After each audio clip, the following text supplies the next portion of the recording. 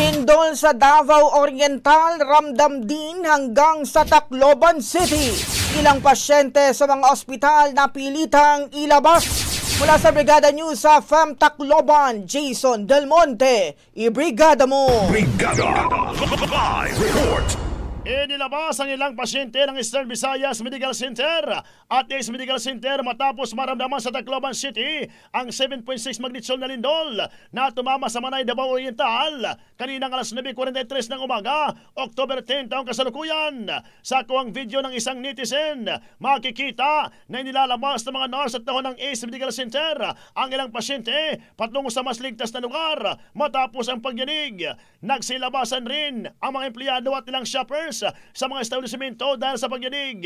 Kaugnay rito, naglabas ng executive order si Tacloban City Mayor Alfred Romualdez para suspendin ang klase sa lahat ng antas ng paralan, pati na rin ang pasok ng gobyerno. Sinuspindi rin muna ang biyahe ng mga roro sa Manaihan at Tacloban Port matapos maglabas ng tsunami alert ang PHIVOLCS kung saan kasama ang Leyte, Southern Leyte at Eastern Samar na pinayuhan na mag-evacuate dahil sa posibleng pagtaas ng tubig dagat.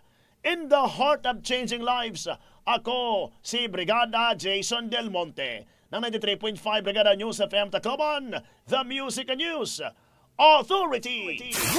Ang bahaging ito ay hatid sa atin ng Fast Relax. Tanggal ang sakit, ora mismo.